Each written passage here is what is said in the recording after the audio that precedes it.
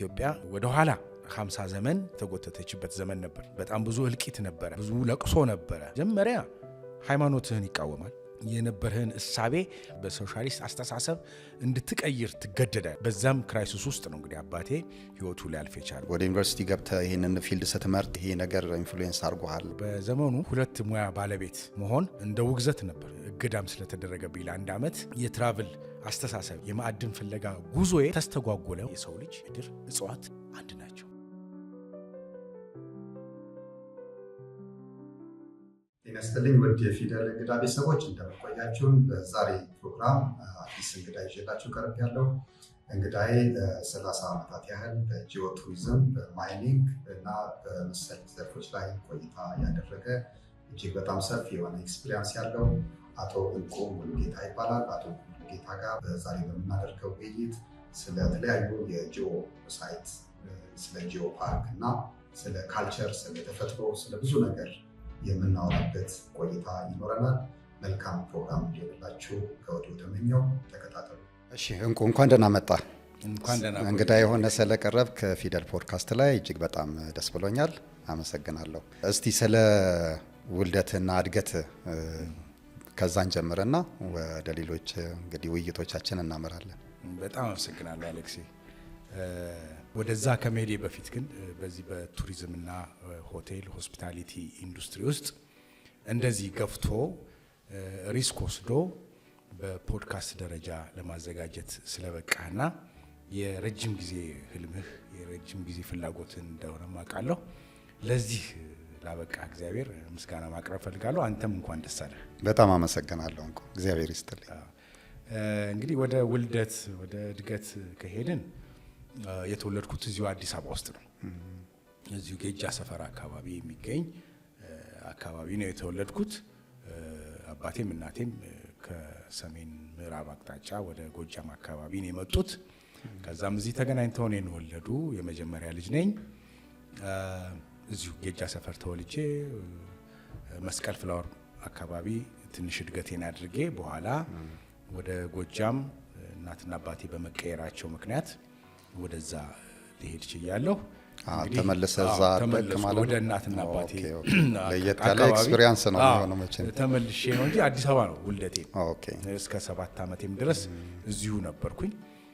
እዚህም ኪንደርጋርተን። ስለዚህ ቱሪዝሙን በልጅነት ነው የጀመርከው? ጉዞ ማለት ነው። ጉዞ ነው። እውነት ነው። እንደውም ፓሽኔት መሆን የጀመርኩት ለዛ ሳይሆን አይቀርም። በኋላ የምነግርህ እዚሁ ታሪኬ ላይ የምነግርህ ወደዚህ ወደ ቱሪዝም እንዴት እንደተገፋፋሁ ወይም ወደ ስነ ምድር ጥናቱ ለምን እንደተገፋፋሁ የሚናገሩ ብዙ ፍንጮች አሉኝ ታሪኬ ውስጥ ማለት ነው። ለዛም ነው የልጅነትን አስቀድሜ መጠየቅ የፈለኩት።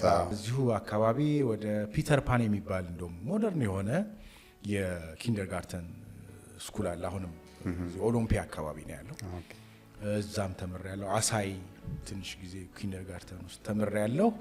በኋላ ግን በ6970 አካባቢ አባቴ እዛ አውራጃ አስተዳዳሪ ሆኖ ወደ ጎጃም ስለሄደ እዚህ መቋቋም አቃተን ኑሮውን። ወኛም ተከትለን ነው ወደዛው ሄድን።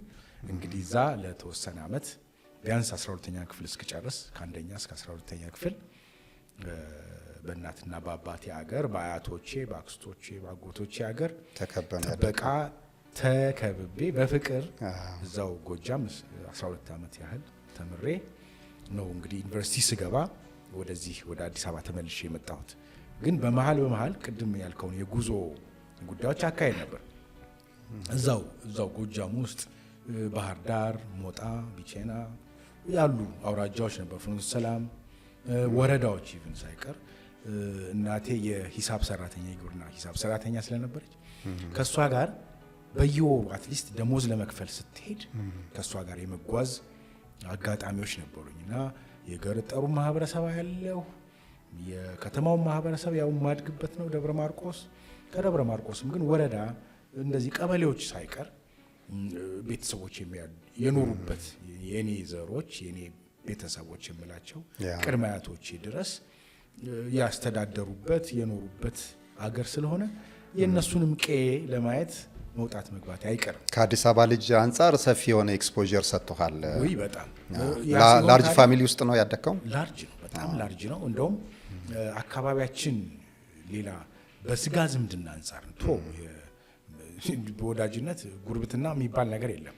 ሁሉም አክስትህ፣ ሁሉም አጎትህ ነው።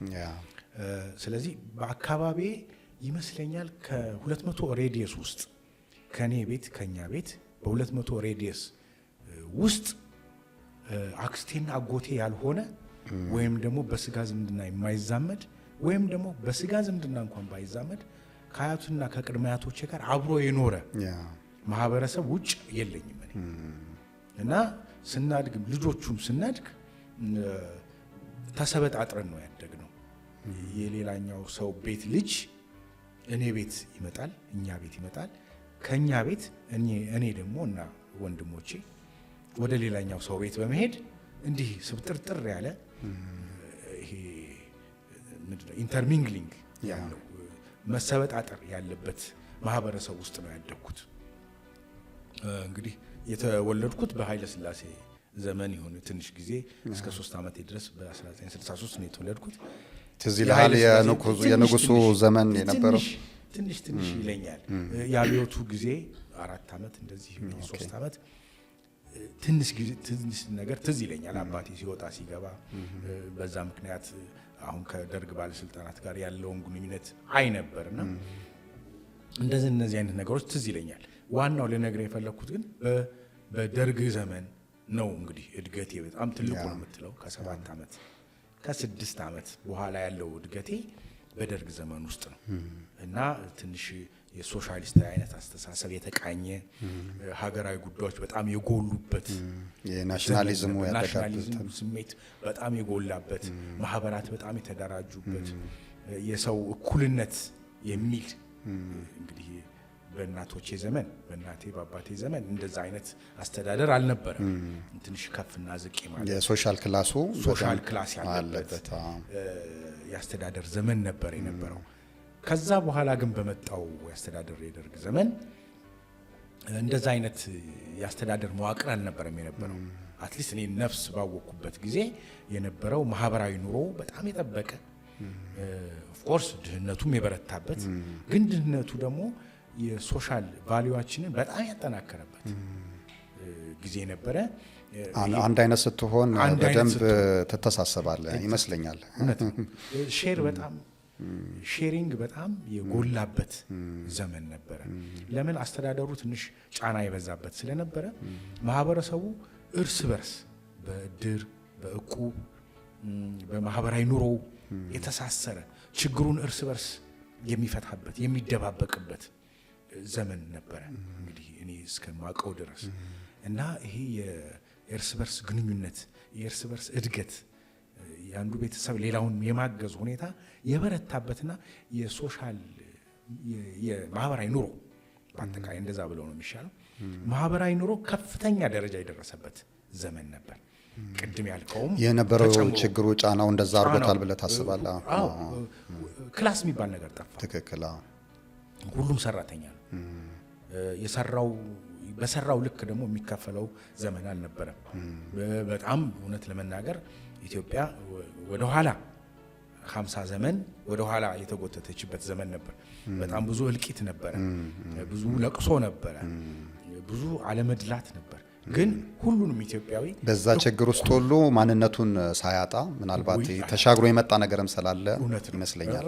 አሁን ለምሳሌ የማህበራዊ ኑሮ እሺ ያደገ እንበል የሃይማኖታዊ እሳቤው ግን በጣም ቁጥጥር የበዛበትና እንደውም ዲስከሬጅ ሰዎች በነጻነት ሃይማኖታቸውን ማያረጉበት የመንግስት ኃላፊነት ውስጥ ሆኖ ጾም ማይጾምበት እንደውም አንዳንዴ ስንሰማ ከአንድ ከተማ ወደ ሌላ ከተማ ለመሄድ ፍቃድ የሚጠየቅበት እውነት ነው። ከአንድ ወረዳ ራሱ ወደ ሌላ ወረዳ ስትመጣ ጸጉረ ልውጥ ነህ ኢንትሮጌት ትደረጋለህ፣ ትጠየቃለህ። አንተ ለምሳሌ አሁን አባት አስተዳዳሪ ነበሩ ብለኸኛልና ይህንን ነገር ታስተውል ነበረ? በዛ በልጅነት ዘመን ስታድግ በጣም አስተውል ነበረ። የኢህአፓ ወቅት ነበር። የኢህአፓና የደርግ መንግስት በጣም የሚቃወሙበትና ጭፍጨፋም የበዛበት ዘመን ነው እና አባቴ ደግሞ በዛ ሚድል ኦፍ ዛት ክራይሲስ የሞጣ አውራጃ አስተዳዳሪ ነበርና ፕሪቪሌጅድ ነው። እስካለ ድረስ። በኋላ ግን ተቃውሞ መጣበት። ለምን አባቴ ይሄ አይነቱን አስተዳደር የሚቃወም ሰው ሆነ። ሲያየው የታሰበውን ነገር አላገኘም። እሱ እኩልነትን፣ ብልጽግናን ይሄ በሶሻሊስት ቋንቋ ብቻ ያኔ በነበረው ውስጥ የታጠረና ያንን ቀጥታ የሚተረጎም መስሎት ነው ከደርግ መንግስት ጋር ለመስራት የፈቀደው እንጂ በጣም ጥሩ ስራ ነበረው። ሚስቱቢሺ ስራ አስኪያጅ ነበረ እና በጣም ጥሩ ስራ የነበረን ጥሩ ኑሮ የነበረን ሰዎች ነን እዚህ አዲስ አበባ ውስጥ። ወደዚህ የሄደው ማህበረሰብ ልደግፍ ይሄ የሶሻሊስት አስተዳደርም መልካም ነው ብሎ ስላሰበ ነው። እንግዲህ በኋላ ሲያየው ግን አልሆነም። ማለት መጀመሪያ ሃይማኖትህን ይቃወማል። የነበርህን እሳቤ በሶሻሊስት አስተሳሰብ እንድትቀይር ትገደዳለህ። በዛም ክራይሲስ ውስጥ ነው እንግዲህ አባቴ ህይወቱ ሊያልፍ የቻለው። ይህንን መቀበል ሲያቅተው የደርግ መንግስት የማይቀበለውን ማንኛውንም ሰው ይበላል፣ አብዮት ልጇን ትበላለች እንደሚለው በዛ ቋት ውስጥ አስገብተው እንግዲህ ሞተ። ወደ ሀረርም ሄዶ ነበር አውራጃ አስተዳዳሪ ሆኖ። ግን ይሄን አይነት እሳቤ የማትቀበል ሰው ከሆንክ በወቅቱ በነበረው አገዛዝ በቃ ትወገዳለህ እና በዛ መልክ ነው እኛም አባታችን ኤርሊ ስቴጅ ላይ ያጣ ነው። ለማንኛውም ግን ይሄ ሆኖ እናታችን ብቸኛ አሳዳጊ ሆነች። 3 ወንድማማቾች ነን። እኛን ለማሳደግ ከፍተኛውን ጥረት ታደርጋለች። ይሄ ብቻ አይደለም። አባታችን ከጠፋ በኋላ እናታችን ላይ ጫና ይበረታል። በዛ ላይ እሱ የነበረውን አስተሳሰብ እኛ እንዳንይዝ እኛ ላይ ሁሉ በጣም ህፃናቶች ነን። 2ኛ ክፍል 3ኛ ክፍል ነን እና ተከታታይ ነን። ይሄ አሁን ወደ አዲስ አበባ ሳትመለሱ ነው? ሳንመለስ እዛው እንደሄዳችሁ እርጋታ ይኖረዋል ብለን ነው ይሄድ ነው። ግን እርጋታ አልነበረው። ከሱ ከነበረው አስተዳደር ጋር ተቃወመ። ዜን ብዙ ሙከራ ተደረገ።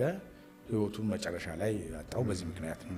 በዚህ በደርግ መንግስት ወደ ሀረር ሁሉ ተቀይሮ ሄዶ ነበር። ግን እዛም ፖለቲካ ንቃት ተሰጥቶታል። ምን ተብሎ ሊሆን አልቻለም። ገባ? እሱ ሊቀየር አልቻለም።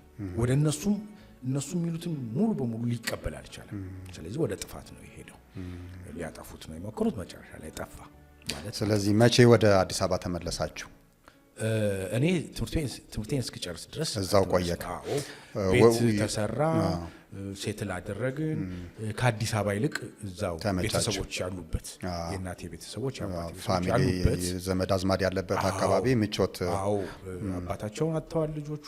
አንቺም ባልሽን አትሻል። ስለዚህ እኛው አካባቢ በጥበቃ ዘመኑ ክፉ ነው ተብሎ ነው የሚገመተው። ይሄን ክፉ ዘመን እዚሁ ነው ማሳለፍ ያለብሽ። አንደኛ ኢኮኖሚካሊም አይቻልም። ትክክል። ከ345 ብር በላይ ያገኝበት ዘመን ትዝ አይለኝም። በዛ ላይ እኛን ብቻ አይደለም የምታሳድገው። ቅድም ያልኩህ የአንዱ ልጅ ለሌላው ልጅ አንዱ እናትና አባቱ ሲሞትበት ወይንም ደግሞ ሲያጣ አንተ በተድላና በእርካታ መኖር አትችልም። የአንዱ ችግርህ ነው። ስለዚህ እንሰበስብ ነበር። ከ3 እና ከ4 ሰዎች በላይ አጎቶቻችን፣ አክስቶቻችን መማር የሚፈልጉ የገጠር ልጆች እያመጣች እናቴ ከኛ ጋር አብራ ታሳድግ ነበር። ይህንን ነው ሶሻል ቫልዩ ያልኩ። ይሄ ነው እንግዲህ የቀረጸን። አንዳንዴ ነገር ሁሉ ለበጎ ነው የሚባለው ነገር ይሄ ነው። እኛ አባታችንን በማጣታችን ኦፍኮርስ ተበድለናል። ግን ደግሞ በጣም በጣም ጠንካራ የሆነ የሶሻል ቫልዩ እንድንከተል ረድቶናል። ስነ ምግባራችን በጣም የተቃና እንዲሆን ረድቶናል። ምክንያቱም እንኳን አባት የሌለው ሰው አባት ያለው እንኳን ሲዘናጋ ሲታይ ዝም ብሎ ችላ ብለህ የምትተው አይነት ሶሳይቲ አልነበረም ያኔ የነበረው። ያገባኛል የሚል ሶሳይቲ ነበር የነበረው። አሁን ነው እንደዚህ አይነት ሴቶች እየተሸረሸሩ እየጠፉ የአገባኝም ስሜት እየደረጀ የመጣው እንጂ ድሮ ጎረቤት ሆኖ ከሰፈር ውጪ ሌላ ቦታ ካየክ ከወላጅ በላይ ነው የሚቆጣጠረ የሚቆጣ። የት እንደምትሄድ ጠይቆ አጣርቶ ነው እንጂ ዝም ብለህ እንዳሁኑ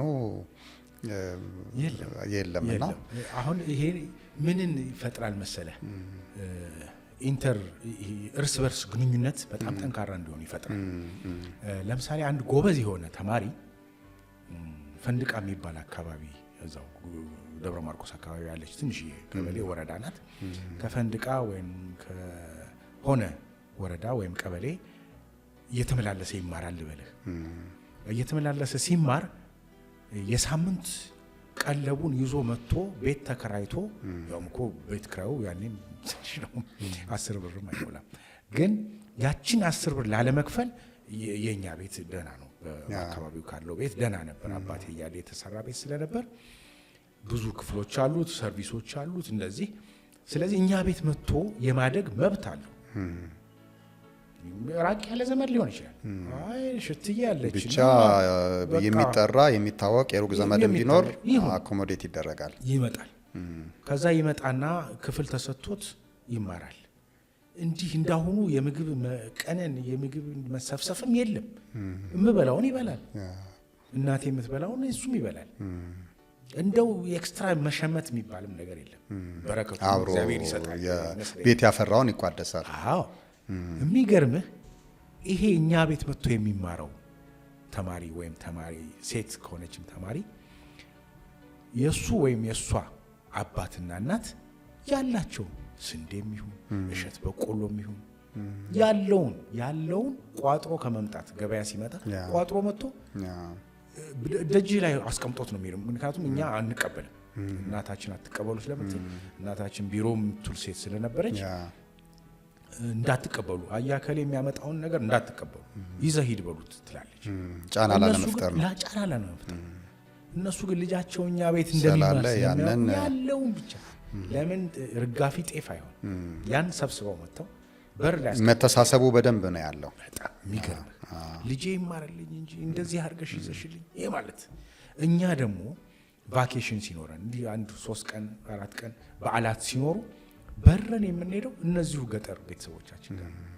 አሁን አየው ትራቭል በዚህ ይጀመራል ማለት ነው። የገጠር ህይወቱን ማወቅ በዚህ ይጀመራል። ለካ ከተማ ውስጥ ያለው ኑሮ ይሄ የተገደበና እዛው ጋር ጠበብ ያለ ቦታ ላይ ስትሆን ያለ ኤክስፖዠር እና በደንብ የከተማውንም የገጠሩንም የሰውን አኗኗር ዘይቤውን ሰፋ አድርገህ ለማወቅ እድል የሚሰጥ ከቦታ ቦታ ስትንቀሳቀስ ነው። የሚጓዝ ሰው ደግሞ ብዙ አይነት ኤክስፒሪየንስ አለው። ስለ ሶሻል ቫልዩ ያውቃል፣ ስለ ህዝቦች ስለ ሰዎች አኗኗር ያውቃል። ከቤተሰቡና ከጎረቤቱ ውጪ ትምህርት ቤት ብቻ ደርሶ የሚመጣ በተለይ አዲስ አበባና ዋና ዋና ከተማ እንኳን ያው ለማለት ያስቸግራል። ክልል አካባቢ ያሉ እንደው የወረዳ ከተማም ቢሆን አለ ተመሳሳይ ሊሆን ይችላል ሰማው እና በጣም የተገደበ ይሆናል። ስለዚህ ያላቸው የሶሻል ስኪልም እጅግ በጣም ይገደባል በዛው ልክ። ኋላ ላይ ምናልባት በኬሪየራቸውም ላይ የሚገለጽ ነው። አንዳንዴ ይታያል ያ ነገር የተገደበ ነው። በልጅነት ስታዳብረውና ያ ነገር አብሮ ሲያድግ ይታያል። በቃ አዳልት ሆነ ስራ ህይወት ላይ ከሰዎች ጋር ኢንተራክሽን ላይ በደንብ ይገለጻል። በዚህ ውስጥ ወደ ዩኒቨርሲቲ ወደ ትምህርት ከዛ በኋላ ደግሞ ጂኦሎጂ ነው እንግዲህ ያጠናኸው። ጂኦሎጂ አጥነተ በማይኒንግ እንግዲህ በተለያዩ ማዕድናት ማውጣት ላይ ሰርታል። ወደ ኋላ መልሼ አንድ የመጠየቅ ያው ይሄ እንግዲህ እንቁ የሚባለው የከበረ ድንጋይ ማዕድን ነውና ስምህ እንቁ ነው። እሷን ነገር እስቲ ማን ነው እንቁ ብሎ ያለህ? እና ኋላ ላይ ከማዕድን ፍለጋው ጋር ከወርቅ ፍለጋው ጋር ከዚህ ከጂኦሎጂ ስራህ ጋር ስምን መላክ ያወጣዋል እንደሚባለው ካደገ በኋላ ነው እንዲወጣለት እንቁ እያልኩ ብያቃለሁ። እስቲ እሱን አጫውተኝ። እውነት ነው እንግዲህ እኔ በነበርኩበት ዘመን እዛ ሳድግ ቅድመ አያቴ ነበረች እና ቅድመ አያቴ በጣም አገር ያከበራት ፈለገ ብርሃን እዚህ ደብረ ወርቅ አካባቢ ነበረች። አገር ያከበራት መነኩሴ ነች። አት ሴም ታይም የባህል መድኃኒት አዋቂ ነች። ይሄ ለምሳሌ የቡዳ መድኃኒት ታውቃለች። ሌሎች የሆድ መድኃኒት፣ የአይምሮ መታወክ መድኃኒት እንደዚህ አይነት መድኃኒት ታውቃለች። እና እኔ በስለት ነው የመጣሁት። አክቹአሊ የስለት ልጅ ነኝ። የመጀመሪያ ልጅ ነኝ። የእናቴን ቤተሰቦች ተስለዋል፣ የአባቴን ቤተሰቦች ተስለዋል። እና እምቢ ብሏቸው ነበር ማለት ነው? አላላቸውም። ግን እንግዲህ አባቴ የኃይለ ሥላሴ መፈንቅለ መንግስቱ የታህሳስ ግርግር የሚባለው ተሳታፊ ነበረ እና በጣም በወጣትነቱ ካዴት ነው፣ ወታደር ነበር፣ የመቶ አለቃ ነው። በዛ ወቅት በ21 አመቱ አስገቡት። የዚህ ምንድነው የታሳስ ግርግር ተሳታፊ ነበር።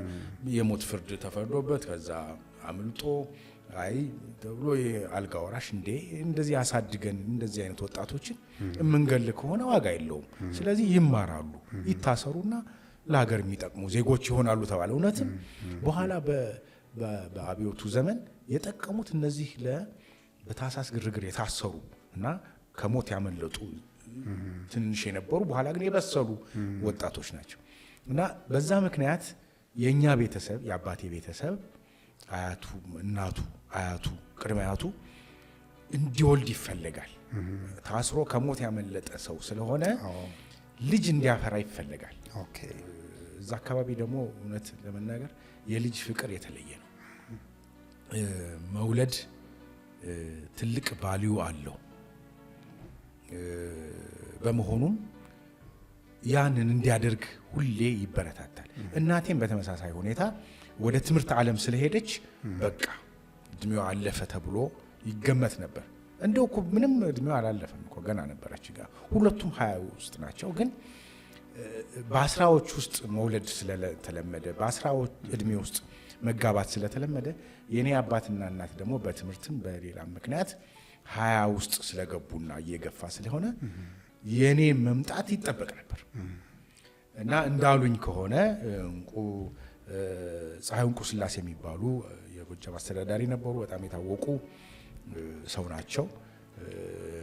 በአስተዳደር ሙያቸውም በጣም የታወቁና ፌር የሚባሉ አስተዳዳሪ ነበሩ። ሰው የጎጃም ሰው ይወዳቸዋል እና እሳቸውን ሲሰማ ያደገ ማህበረሰብ ውስጥ ነው ያለሁት። በቃ እንቁ ነው ይሄ ሰው፣ ስንጠብቀው የነበረ ቫልዩ ከፍ ያለ ልጃችን ነው በሚል እንቁ ተባልኩኝ። ይሄ ነው አመጣጡ። ወደ ጠየከኝ ዋናው ጥያቄ ልመለስና ስሜን እንግዲህ በዚህ መልክ ነው ያወጡልኝ ቅድመ አያቶቼ ናቸው። ትራቭል ሳረግ ነው ያደግኩት። በበቅሎ በፈረስ ያልሄድኩበት ቦታ ጎጃም ውስጥ የለም። ያኔ በወጣት ዘመኔ ትምህርት ቤት ተዘጋ ማለት እኔ ትራቭል አረኩ ማለት ነው። ትራቭል ሳረግ የተለያየ አይነት መልክዓ ምድር ያለው የተለያየ አይነት የአፈር የድንጋይ ኤክስፖዠሮች አያለሁ። ይሄ አውትክሮፕ በኋላ ስማር አውትክሮፕ በማለት የምናውቀው ወደ ውጭ የወጣ የድንጋይ ኤክስፖዠር ማለት ነው። የሚታይ ኤክስፖዠር አፈር ያልሸፈነው አውትክሮፕ እንለዋለን። ያን አውትክሮፕ የማየት ያን አውትክሮፕ የመስበር አፈሩን ጫር አድርጌ በላስቲክ ወስጄ በውሃ በጥብጬ የማየት ቀለማቱ በጣም የተለያየ ቀለማት ነው። ወደ አዲስ አበባ ስመጣ ደግሞ የአባይን ሸለቆ ተሻግሬ ስለመጣ ስትራቲግራፊሊ ንብርብር አለት ለምሳሌ ሳንድስቶን ይኖራል፣ ላይምስቶን ይኖራል፣ ማርብል ይኖራል፣ ጂፕሰም የሚባለው የድንጋይ አይነት ይኖራል። ያንን በተወሰነ ደረጃ ሲያወጡ ያለው መንገዱን ሲጠግኑ ሲሰሩ ይሄን ያልኩን ኤክስፖዠር ሮክ አውትክሮፑን የማየት እንደ ግድግዳ ተሰድሮ የማየት ለምንድን ነው ይሄኛው እንትንና ስትራታና የሚቀጥለው ስትራታ ለምን ተለያየ ብዬ የመጠየቅ ራሴን ነው የምጠይቀው። ያኔ ብዙም የሚመልስልኝም ሰው የለምና ያን የመጠየቅ የመጻፍ በኋላ ወደ ትምህርት ቤት ስመለስ ደግሞ ወይም ደግሞ አዲስ አበባ መጥቼ ይሄን ነገር ያውቃሉ ብዬ የምገምታቸውን ሰዎች ጥሩ የተማረ ፋሚሊ ውስጥ ነው እዚህም ስመጣ የምቀመጠው አጎቴን የመጠየቅ ምንድነው ብለዋለሁ። እሱ የህግ ሰው ነው፣ ግን አንብቦ መጽሐፍቶችን ጋዜጦችን አገላብጦ ለኔ መልስ አያጣም፣ ያጫውተኛል፣ ይነግረኛል። በዚህ አይነት መልክ ነው እንግዲህ የተማርኩት። ወደ ጂኦሎጂው ተጠጋሁ ማለት ነው። ወደ ምድራችን የምታበቅለውን እጽዋት አንዱ ጫካ የሚገኘው እጽዋትና ማነው እንስሳትና ሌላኛው ጫካ የሚገኘው እንስሳት የዋይልድ ላይፍ የምንለው ማለት ነው። እነ ሚዳቋ፣ ተኩላ፣ ጅብ እነዚህ የመሳሰሉ እንስሳትን ራሱ በህፃነታችን ነው ኤክስፔሪየንስ ያደረግነው። በመሆኑም ቱሪዝሙንም እዚህ ላይ ማምጣት ትችላለህ። እንስሳትን፣ ጫካውን፣ ምድሩን፣ ስነ ምድሩን ደግሞ የመሬትን ጥናትን በተመለከተ ደግሞ እዛው ያበቀልኩት ነገር ነው። እናቴ እንደነገርኩ ደሞዝ ለመክፈል በየወሩ ወደ የአካባቢው ስለምትሄድ ከፈቀደች በሰላማዊ መንገድ ይሄዳል። ካልሆነ ግን ተደብቄ ሸራ ውስጥ ከኋላ ፒክአፕ ነው ብዙ ጊዜ የመንግስት መኪና ከኋላ ተደብቄ ትገባለህ። ገባለሁ። እነሱ በቃ ትኩረታቸው እዛ ሂሳብ ስራቸው ላይ ነው። ከዛ እኔ እዛ አካባቢ ሲደርሱ ብቅ ከሸራው ውስጥ ይጮህብኛል፣ ግን ጊዜያዊ ነው። ተይው ይባላል። ምን አደረገ? በቃ ተከትሎ ነው የመጣው። ምን ችግር አለ? አንተ ኤክስፕሎር እያረክ ነው። እኔ ኤክስፕሎር እያረኩ እውነት ለመናገር ከአካባቢ ርቄ ሄጄ አንዳንዴ ተመሳሳይነት አለው። ኋላ ላይ ወደ ትምህርት ወደ ዩኒቨርሲቲ ገብተህ ይህንን ፊልድ ስትመርጥ ይሄ ነገር ኢንፍሉዌንስ አድርጎሃል ማለት ይቻላል? እንደውም አንድ ወቅት ላይ ከ9ኛ ክፍል ጀምሬ ትንሽ መጽሐፍም ጀመርኩኝ። በጣም ትልቅ ሬዲዮ ተጠቃሚ ነበርኩ። እንደኔ ሬዲዮ የሚጠቀም እንጃ የዛን እድሜ ጓደኞቼም እንደኔ አይጠቀሙም ነበር እና ገፋቸው ነበር በጣም ሬዲዮ እንዲጠቀሙ። በወቅቱ ደግሞ ሌላ አማራጭ ደግሞ አልነበረም። ቴሌቪዥን የለም። ኢንፎርምድ መሆን ካለብህ እንደዚህ ሚዲያ መከታተል ካለብህ ሬዲዮ ነው የምትከታተለው። ለዜናውም፣ ለድራማውም፣ ለቱሪዝሙም፣ ለኢኮኖሚ ትንታኔውም፣ ለሁሉም። አልፎ ተርፎ የሀገር ውስጥ ሬዲዮ ጣቢያ አለ። የኢትዮጵያ ድምጽ ሬዲዮ፣ የኢትዮጵያ ሬዲዮ የሚባለው አለ በዋናነት ሌላ ሬዲዮ ጣቢያ የለም። እሱም ቢሆን በሾርት ዌቭ ነው የምታዳምጠው። እንዳሁኑ ኤፍኤም የለም። በሾርት ዌቭ ሲሆን ደግሞ በጣም ኮርቱን አለሳልሰ ካልሆነ ያመልጣል። የኢትዮጵያ ሬዲዮ አለ፣ የዶይቼ ቬለ ሬዲዮ አለ፣ የራሽያ አማሪክ ሰርቪስ የሚባል ከራሽያ የሚተላለፍ የሶቪየት ህብረት የሬዲዮ ጣቢያ አለ። ለነዛ ሬዲዮ ጣቢያዎች ማዳመጥ ብቻ አይደለም መጻፍም አለ። እጽፋለሁ። የዓለም ወጣቶች ማህበር፣ የዓለም ወጣቶች ተባበሩ ምናምን የሚሉ ፕሮግራሞች ይተላለፋሉ። ያንን በደንብ አቴንቲቭሊ አዳምጠህ ለምትጠየቀው ጥያቄ መልስ ከሰጠህ እስከ ስኮላር እስከ ማግኘት ድረስ ወይም ደግሞ እዛ የዓለም ፌስቲቫል የዓለም ወጣቶች ፌስቲቫል ላይ የመሳተፍ እድል ሁሉ የማግኘት። ጀርመንም እንደዛው፣ ምስራቅ ጀርመን በተለይ ከምስራቅ ጀርመን የሚተላለፍ ከኮሎኝ የሚተላለፍ ሬዲዮ ጣቢያ ነበረ። እሱ እንከታተላለን። ማታ ማታ ደግሞ እናቴ ያው የደርግ ዘመን ስለነበረ የምትከታተለው የቪኦኤ ሬዲዮ ጣቢያ አለ። እንደውም አንዱ አስተላላፊ የኛው ዘመድ ነውና የአጎታችን ነገር ነው። እሱን እናዳምጣለን። በብዕር ስሙ ነው የሚጠራው፣ ይሁን ሰው መላክ ይባላል። እኛ ደግሞ እና እህለት ወርቅ ማቲያስ ይባላል። በጣም ወዳጃችን ነው፣ አጎታችን ነው። እሱ ስለሚናገር የሱን ድምጽ ለማዳመጥ ኢትዮጵያ ውስጥ ከሚሰራጭ የፖለቲካል አስተሳሰብ ውጪ የሆነ ወይንም ደግሞ የኛን ሐሳብ ይገልጽልናል ተብሎ ስለሚገመት የቪኦኤ ሬዲዮ ጣቢያ በጣም ትኩረት የሚሰጠው እነዚህ ነገሮች ይተላለፋሉ። እነሱን አዳምጣለሁ። አሁን ልነግርህ ነው እንዴት ወደ ሙያው የተሳብኩ እንደመጣው። ብዙ ጊዜ ስለ ተፈጥሮ የኢትዮጵያ ሬዲዮ ያስተላልፍ ነበር። ስለ ተፈጥሮ፣ ስለ ባህል፣ የተለያዩ ባህሎችን ያስተላልፉ ነበር። እነዛ የምናውቃቸው አንጋፋ ጋዜጠኞቻችን ድምጻቸው እኔ ተኝቼ ራሱ ይመጣብኛል። የእሁድ መዝናኛ ፕሮግራም ጠዋት 2 ሰዓት ሲጀምር እቺ የእንጀራ የመጋገር አይነት ድድድ የምትል አይነት ድምጽ አላት። ያ ድምጽ እንደ ልክፍት ሆኖብኝ ነበር፣ እንደ ሱስ። እሱን ካላዳመጥኩ ሳምንቱ ሁሉ አይገፋልኝ፣ የሆነ ነገር የጎደለኝ ይመስለኛል። እና ሰባዎች ላይ ጠንካራ የሆነ የሶሻሊዝም መርህ የሚካሄድበት ሀገር ነበረች ኢትዮጵያ። ከዛ 80ዎቹ መጀመሪያ ደግሞ ዩኒቨርሲቲ የገባሁበት ነው። ያው ኢህአዴግ የመጣበት ዘመን ነው። ስራ የጀመርኩበትና ትምህርቴን የጨረስኩበት ዘመን ነው። እና እነዚህ ብቻ የማህበራዊ ኑሮዬ በተለይ ደግሞ ያሳደገኝ ማህበረሰብ ተጽዕኖ። ያንን ስታደርግ የሚገርምህ አልከለከልም እንዳልኩ፣ ብቻ መስመርህን አትሳት። ጎጃም ጠላ አለ፣ ደብረ ማርቆስ ጠላ፣ ጠጅ፣ አረቄ፣ እንዲህ አይነት ነገሮች አሉ። እና ህፃናትን ወይም ደግሞ ወጣቱን በቀላሉ ወደዛ የመገፋት ቴንደንሲ አለ። አትራክት ያደርጉሃል። ወደዛ አልተሳብንም እኛ ሰምሃው። ዩኒቨርሲቲም አልነበረም፣ ሃይ ስኩልም ነበር የነበረው። እነዛ አካባቢዎች እውነት ለመናገር የለም። ማንም ከልክሎ ግን አይደለም።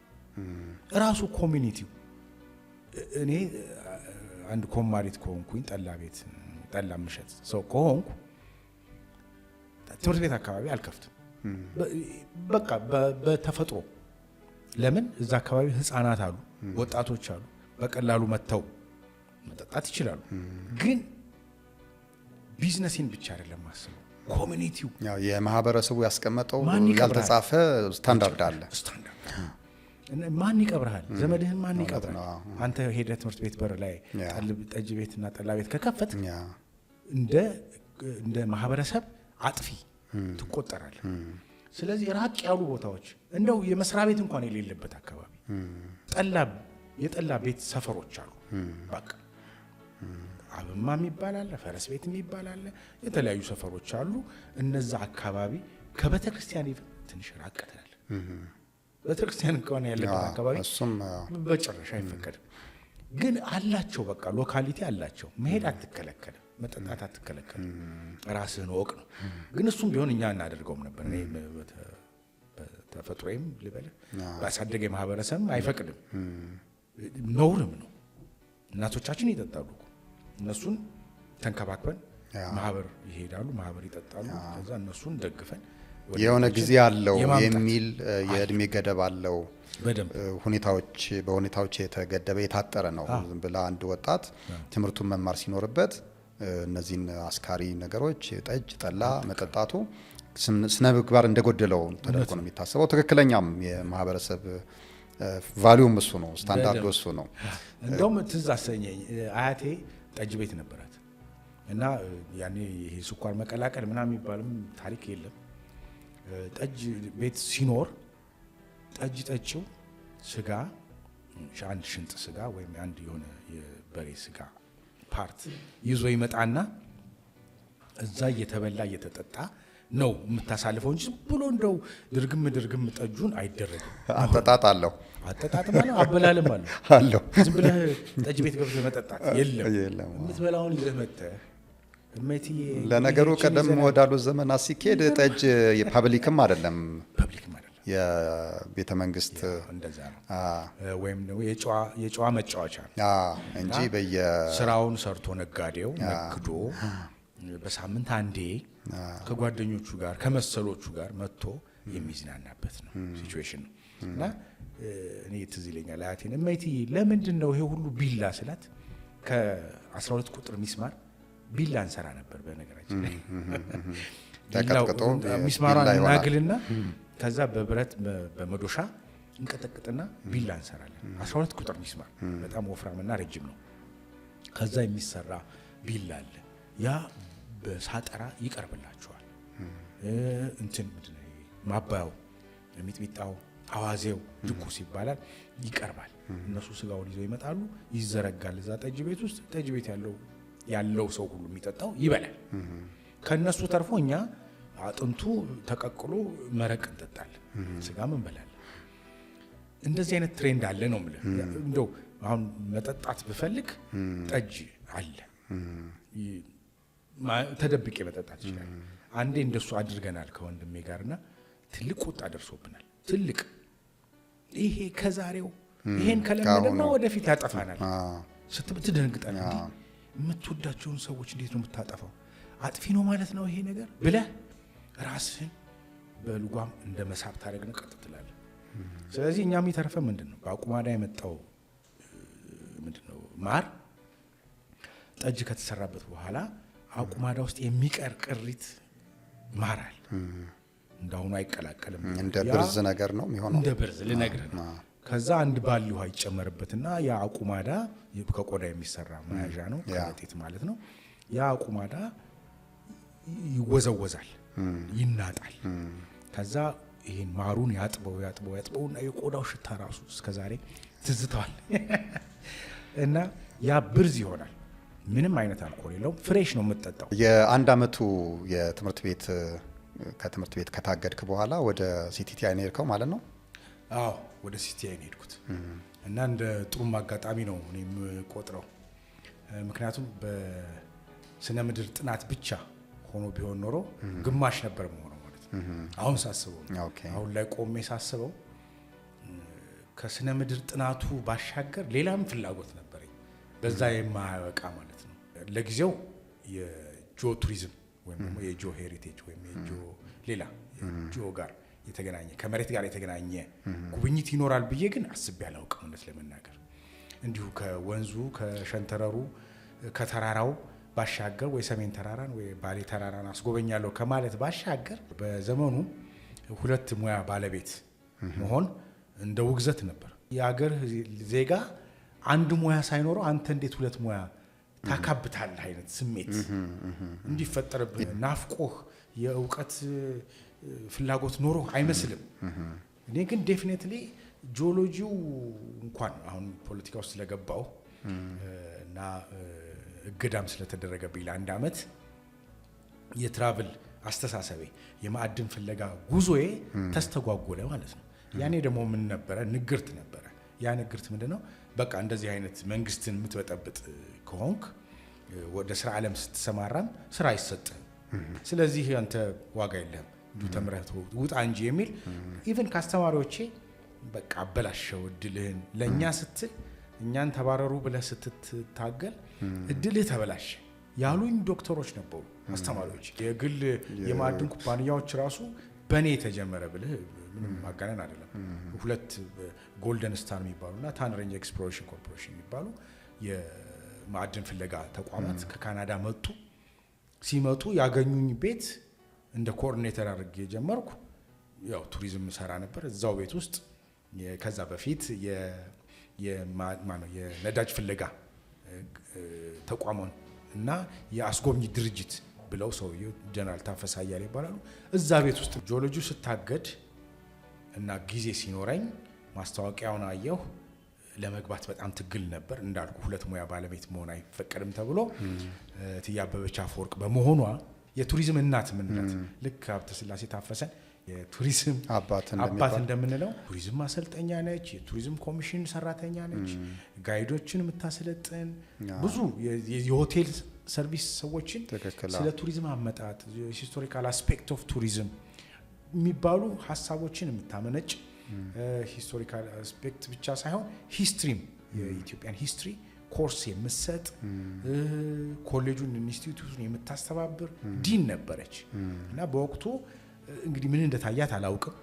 ኢንተርቪው ላይ ደርሻለሁ። ፈተናውን አልፌ ኢንተርቪው ላይ ደርሻለሁ።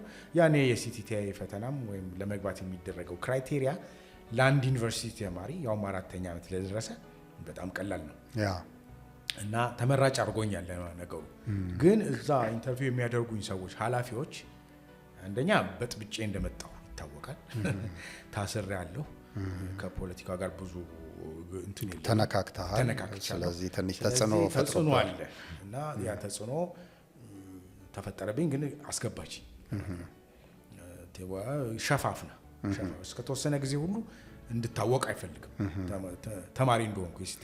በኋላ ግን ነገሮች ተጋለጡ።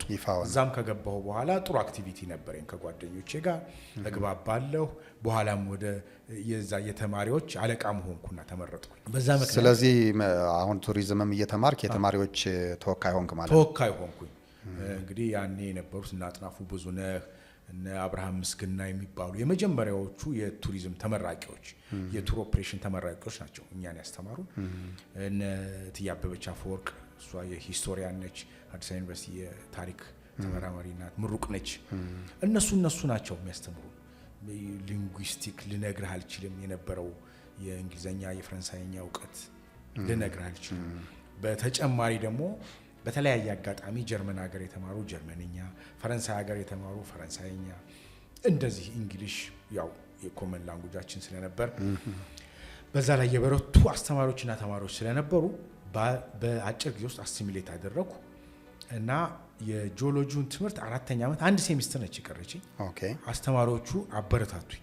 በቃ ወደ ቱሪዝሙ ሄድ፣ ይሄንን እኛ ቀን ያስተማርነውን ነገር ማታ ለጓደኞች እንሰጣቸዋለን፣ እነሱ እዛው በምታድሩበት ዶርሚትሪ ውስጥ ተለዋወጥ፣ ኢንፎርሜሽን በየቀኑ ጠይቅ፣ የተማሩትን አጥና፣ በቃ ግራጁዌት ታደርጋለህ ተባልኩ። ፔፐር ነበር የቀረክ ኮርሱን ጨርሰ መመረቅ ብቻ ነው እና የፔፐር ስራ ነው።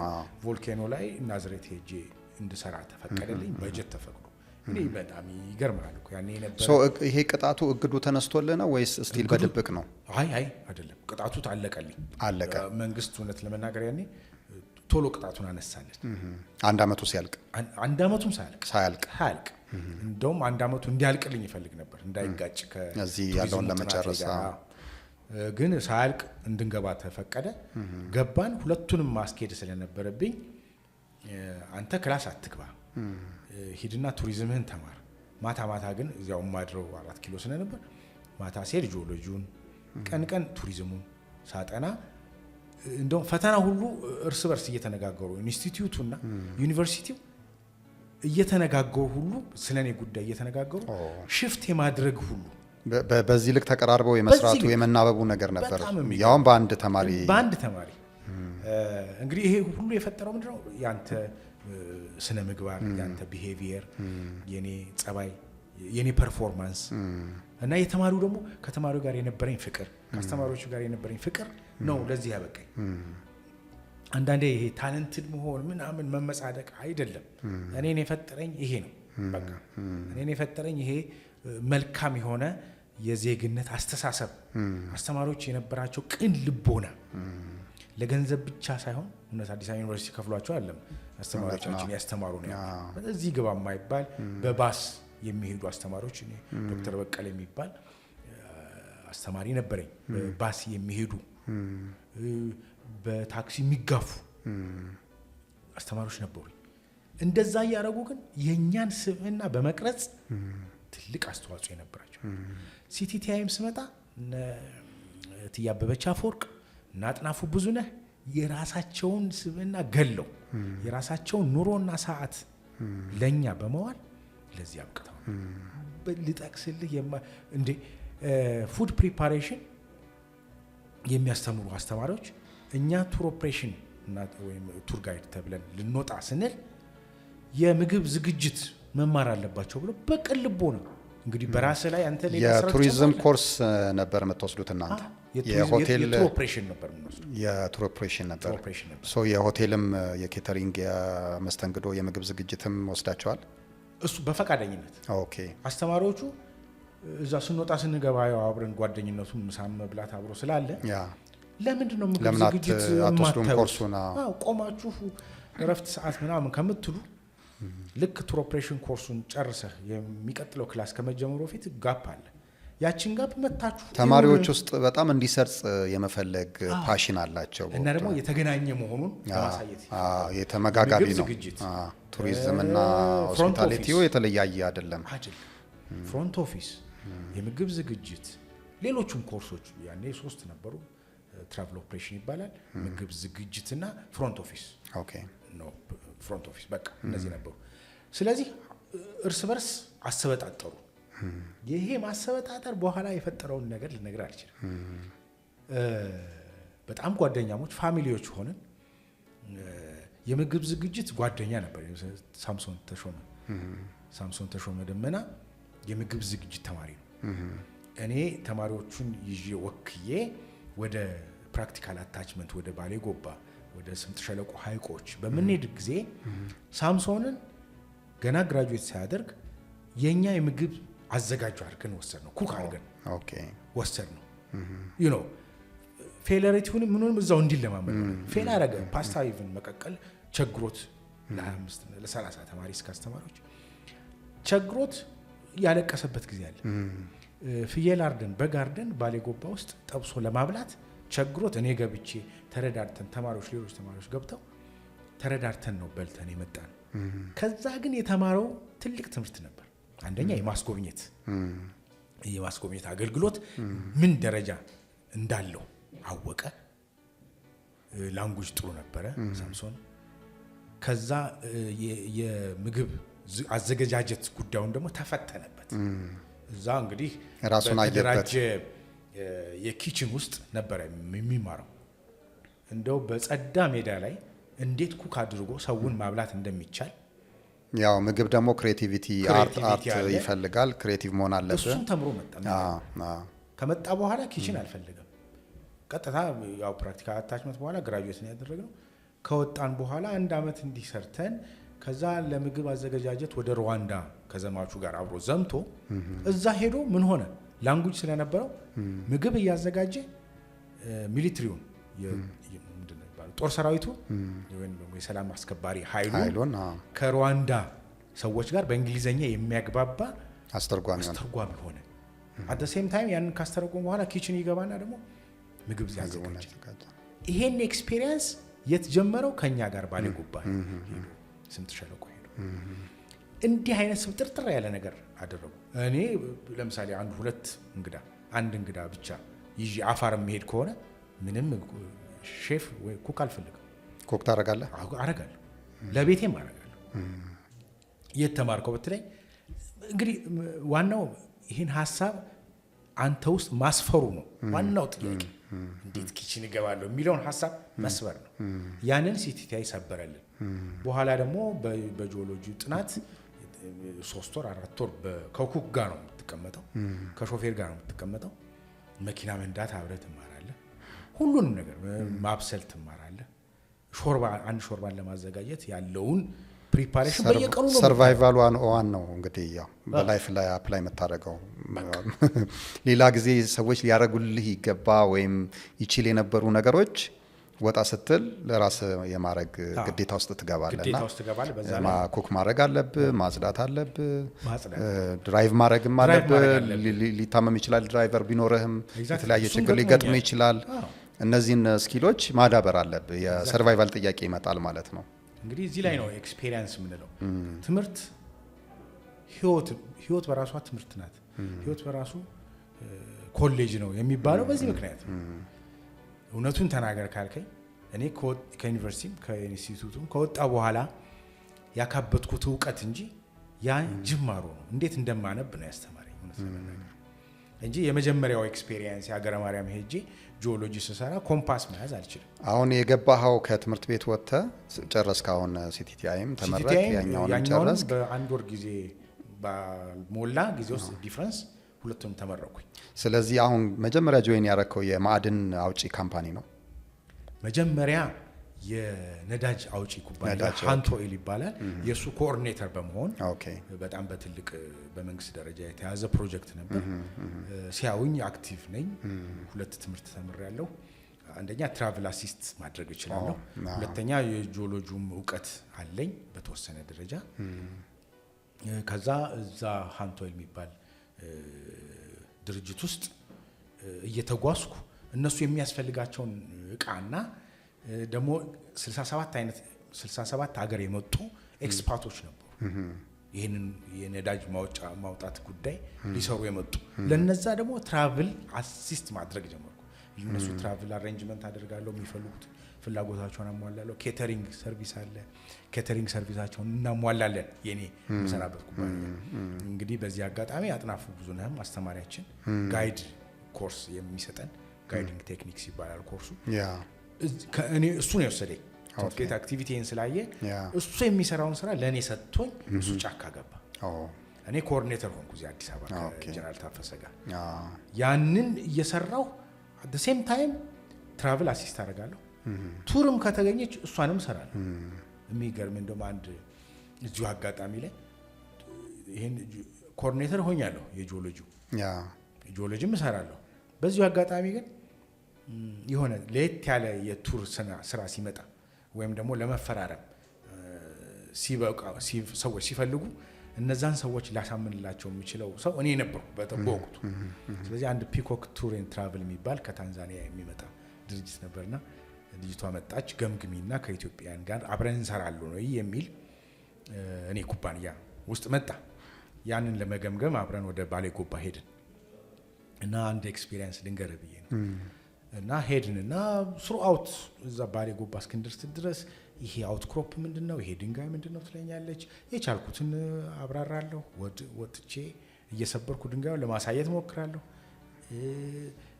ኢቭን ሚነራሎቹን አይደንቲፋይ ለማድረግ ድንጋይ ውስጥ ያለውን ሚነራል አይደንቲፋይ ለማድረግ ባለኝ መሳሪያ በእንትንም በማግኒያ መነጽርም ለማሳየት ሞክራለሁ። እና እንዴ ጂኦሎጂስት ነህ ወይስ አስጎብኝ ነህ? ኖ ሁለቱንም ነው የምሰራው ምናምን እያልኳት ነው እንግዲህ መጀመሪያ ነው። እና ብልጭ አለልኝ። እንዴ ለካ ኢንስፓየር አድርጎሃል። እቺ ሞመንቷን ለጠይቅ የነበረው አንዱ የወሰንክበት አንዳንዴ የሆነች የምትፈጠር ነገር አለች አይደለም? ኢንስፓይሬሽን የሚሆነን ሞመንት አለች። ያቺ ሞመንት ምንድነች የሚል ነበረ። አሁን ትክክለኛ ነገር ነው። ወደሱ ልመጣለን። ባሌ ተራራ እንዴት ተፈጠረ? አሁን ስምጥ ሸለቆ ውስጥ ነበርን ብለኸኛል። አሁን ደግሞ ወደ ተራራ ይዘኸኝ 4000 ሜትር ከባህር ጠለል በላይ እየወጣህ ነው። እንዴት ይሄ ሊሆን ቻለ? እንዴት አይነት ኮንትራስት ነው የምታሳየኝ ያለው? ይሄ ቁጥቋጦ ለምሳሌ ቡሽላንድ ነው፣ የአካሺያ ትሪስ የበዛበት ቡሽላንድ ነው የስምጥ ሸለቆ ክፍል። ላንጋኖ፣ አብያታ፣ ሻላ፣ ዝዋይ አካባቢ እነዚህ አጫጭር የሆኑ ብራንች አውት የሚያደርጉ ጥላቸው የበዛ የዛፍ አይነቶች ናቸው። እነሱ ከስምጥ ሸለቆ ጋር ምን ግንኙነት አላቸው? ከፀሐይ ጋር ምን ግንኙነት አላቸው? ለምንድን ነው እንደዚህ ብሮድ ሼፕድ የሆነ አፈጣጠር? ይሄን ሁሉ ሳልወድ በግድ ማንበብ ጀመሩ። ስለዚህ መሬት እና ተክሎች፣ መሬት እና እጽዋት የተገናኙ ናቸው። እሺ፣ ወደ ባሌ ጎባ ይዣት ወጣሁ። ከዛ የቬጂቴሽን ከቨሩ ዲክሪዝ እያደረገ ጭራሽ 4000 ሜትር ላይ ወደ ሰብስቤ ዋሻ የሚባል አካባቢ ስንደርስ ቬጂቴሽን ከቨሩ ጠፋ። ለምንድን ነው አለችኝ። ኮረብታዎች ናቸው የሚታዩት እዛ አካባቢ፣ እንደ ተራራ ድንጋያማ ነው የሚታዩ። አጫጭር የነበሩ ሳሮች፣ የሳር ምድሮች ግን ጠፉ እና ባረላንድ የሚባል ደረጃ ደረሰ። ስለዚህ ሀይት በቀነሰ ቁጥር አይደለም፣ ልክ እንደ አፋር ማለት ነው። ከባህር ጠለል በታች ብቻ ስንሆን አይደለም፣ ከባህር ጠለል በላይም በጣም ስንወጣ ቬጂቴሽን ከቨር ይቀንሳል፣ ዲሚኒሽ እያደረገ እንደሚሄድ አወቅኩኝ። ለምሳሌ ይሄ ሃይጂኒክ አቢሲኒካ የሚባለው እኛ የኮሶ ዛፍ ብለን የምንጠራው ከ3200 ሜትር ከባህር ጠለል በላይ ብቻ የሚገኝ እንደሆነ አወቅኩ። ምክንያቱም ሲጀምር አየሁት፣ ሲጨርስ አየሁት። ይሄ እንግዲህ ተፈጥሯዊ ነው ጉዳይ። አሁን እዚች ላይ ነው እንግዲህ ቅድም ያልከኝ ጥያቄ የሚመጣው። ክሊክ አረገልኝ። ምድርና ለካ የሰው ልጅ ምድር እና እጽዋት አንድ ናቸው። የዚህ ደግሞ ዋናው ማዘሩ ምድር ነች። እኛንም እጽዋትን የፈጠረው ምድር ነው። ስለዚህ ስለ እጽዋትና ስለ እንስሳት ኢቭን እንስሳት ይለያሉ። በረሃ ውስጥ የሚኖረው እንስሳትና አንቴሎፕስና ተራራ ላይ የሚገኘው አንቴሎፕ ይለያያሉ። ስለዚህ የኒያላን አቀማመጥ አየሁ፣ የዋሊያን አቀማመጥ አየሁ፣ የጭላዳ ባቡንን አቀማመጥ አየሁ። እነሱ በእንትን ገቨርን እንደሚሆኑ በሃይት በዚህ በከፍታና ዝቅታ ገቨርን እንደሚሆኑ አወቅኩ ማለት ነው። ስለዚህ እቺን ሴትዮ ይዛ ሲሄድ ሌላው ያወቅኩት ነገር ምንድነው? እኔ የሚጎበኘው ነገር ብቻ የምታየው ነገር ብቻ ይመስለኝ ነበር። ላይክ ኔቸር የሰጠውን ከላይ የሚታየውን ነገር የኔቸር ቱሪዝም አይነት ነገር የተለመደው ሂስትሪ፣ ካልቸር፣ ኔቸር ካልቸርም ደግሞ ከሆነ የሚመስለኝ የነበረው ደቡብ ወርጄ እነዛን ኔክድ የሆኑ ሰዎች የኛን ልክ ነው እንደዛ ብቻ አሶሲየት ይደረጋል። እነሱ ላይ በጣም ተምረናል። ካልቸሩ ላይ እነሱ ካልቸር ይመስለኝ ያ ይመስለኝ ነው። ብቻ ዘሞመንት ምን ሆንን፣ ጎባ ደረስን። ጎባ ዘመዶች አሉ፣ በደንብ ዘመዶች። እናቴ የተወለደችበት ሀገር ነው ጎባ። ከዛ ኢሚዲየትሊ ያደረኩት ምንድነው ትንሽ አብረን ስላደርን ብዙ ቀን አክስቴ ጋር ወስጄ ከሷ ትንሽ ሪሊፍ ለማግኘት ነው፣ ከእንግዳዋ ማለት ነው። እንግዲህ ወጣትነትም አለ። ወስጃት እንዳስቀመጠ አክስቴ ለምን ሳትነግረኝ መጣለች? ስልክ ምንም የለም። ከዛ ኢሚዲየትሊ ወደ ጓዳ ገባችና ምግቡ አለ። እንግዲህ የገጠር ቤት እንዲህ እንደ ከተማ ቤት አይደለም፣ ሁሌም ዝግጁ ናቸው። የሚገርም ነገር ቢያጡ እርጎ አያጡ፣ ሚጥሚጣ አያጡ። በቃ ወይ በቅቤ ይመታና ይሰጣል። እሱ ኮንሰርን አላረጋትም። ስታያት ድክምክም ብላለች። ከዛ ኢሚዲየትሊ ያደረገችው ምንድነው ውሃ በገበቴ ይዛ መታ። አክስቴ በጣም ትልቅ አክስት ነች። ትልቅ እድሜዋም ትልቅ ነው። አያት ቅድመ አያት የሆነች ሴት ነች። ዝቅ ብላ ስታጥባት እቺ እንግዳ ብረስ ተረገች። እና ግራ ገባት። ተቀበለች አልተቀበለችም። ትልቅ ጸብ ተነሳ እና አልገባትም። ምንድነው እየተካሄደ ያለው? ቀጥራን ያስቀመጥካቸው ይህን የሚያክሉ ሴትዮ አለች። ኖ እኔ አክስቴ ነች። እናቴ ጠይቃት ስላለችኝ ነው ልጠይቃት የመጣሁት። አንቺን ደግሞ የትም ድሮፕ አድርጌሽ ልጠይቅ አልችልም። ስለዚህ መጠየቅ ካለብኝ ይዤሽ ነው ያልኳት እንጂ እንደው ካልቸር ላሳይሽ ቡና ላስፈላልሽ ብዬም አይደለም አላሰብኩት። እንግዲህ የመስተንግዶን ጉዳይ እዚህ ላይ ላነሳለሁ ቅድም ኦፍ ሪከርድ አውርተናል።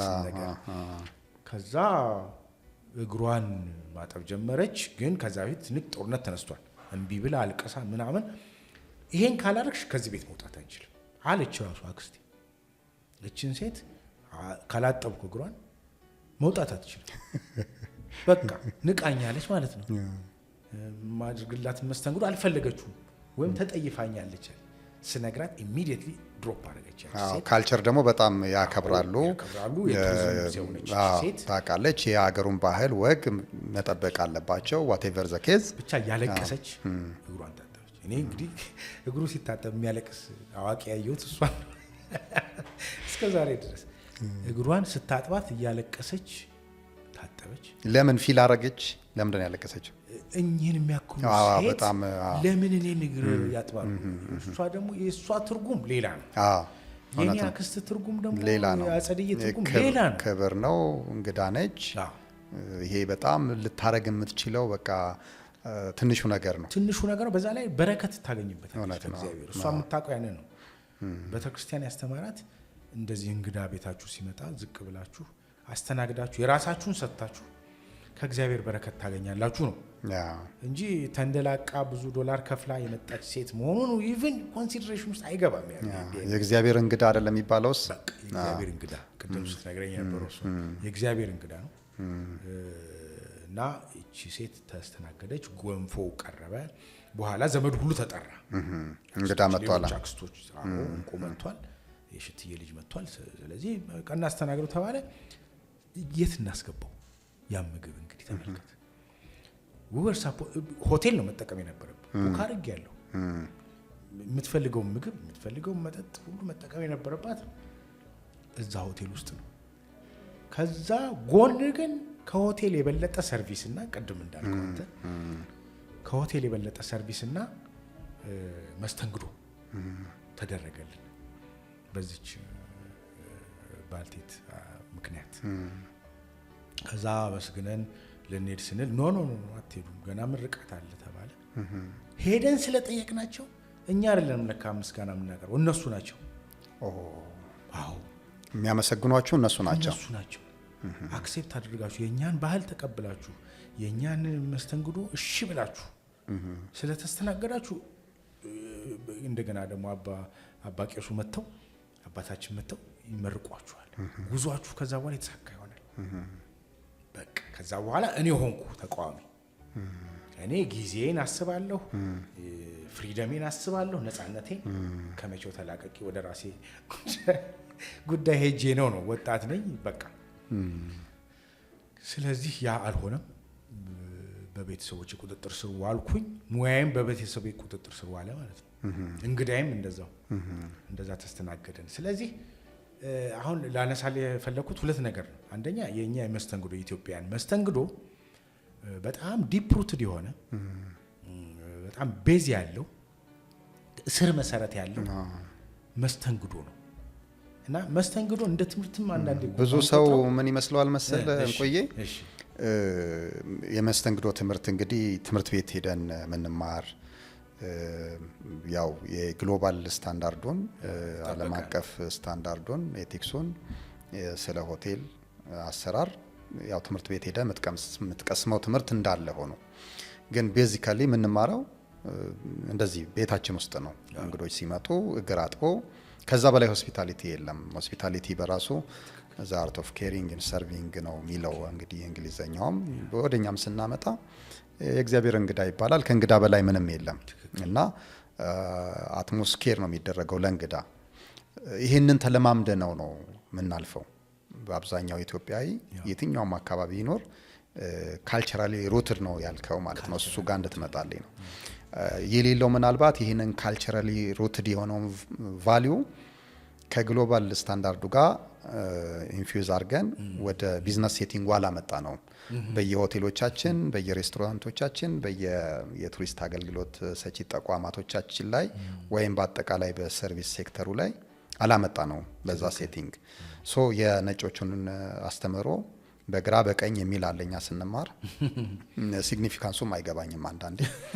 ለኮንቪኒየንስ ከሆነ ጥንቆላ ነው የሚመስለው።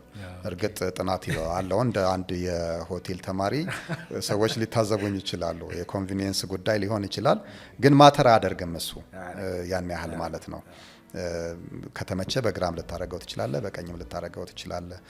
ቁም ነገሩ እሱ አይደለም። እሱ ላይ ፎከስ ስናረግ የኛ የምንለው እሴቶች ላይ ያ ለምሳሌ ብላልኝ ጠጣልኝ የሚለው አንዱ እሴት ነው አይደለም? ሰዎችን የምታስተናግድበት ኢሞሽናሊ ኮኔክት የምታረግበት ነው።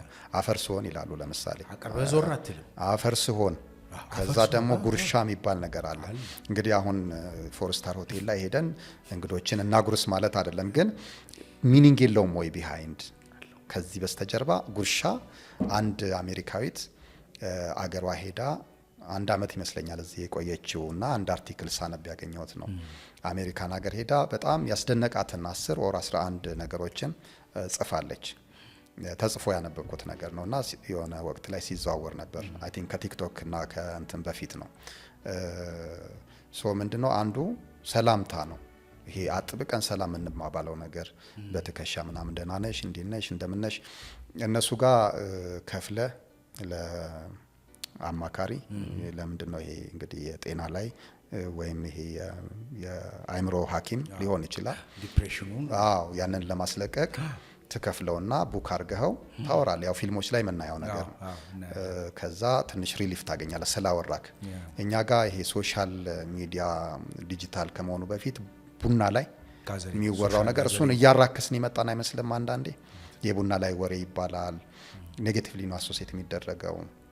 ፖዚቲቭ ነገሩ አይነገርም። ኋላ ቀር ተብሎ ይታሰባል። ጉርሻም እንደዛው ነው። እንደ አንድ ሴሊንግ ፖይንትም ሊሆናል ከቱሪዝም ጋር ስለሚገናኝ ማለት ነው። ሰላምታውም እንደዛ ነው። ሰዎች በጣም ሳይኮሎጂካሊ ሪሊፍ የሚሆኑበት ነው። ሳይኮሎጂ ውስጥ አልገባም፣ ግን የሆነ የምትተነፍስበት ነው። ሂል ታረጋል አይደል? ሰላም ስትባባል በደንብ በቃ አጥብቀ እና እሱ ነገር ሰዓት ይገላል ይባላል፣ የተለያዩ ነገሮች ይባላሉና እነዛን ነገሮች እየጣልናቸው እንደመጣን ሁሉ አሁን የምታነሳልኝንም መስተንግዶ ከቤት ወደ ቢዝነስ ሴቲንግ አላመጣ ነው፣ እዛው ጋር ተው ነው። እና አሁን የምትነግረኝ ቤት የተደረገው አክስት ቤት የተደረገው መስተንግዶ እሱ እንደውም በእንትን ምክንያት አልጨረስኩልህም። መጨረሻው ሌላ ቀጥልልኛ። መጨረሻው ምንድነው? እቺ ሴት እንግዲህ ቢዝነስ ዲል ልታደርግ ነው የመጣችው።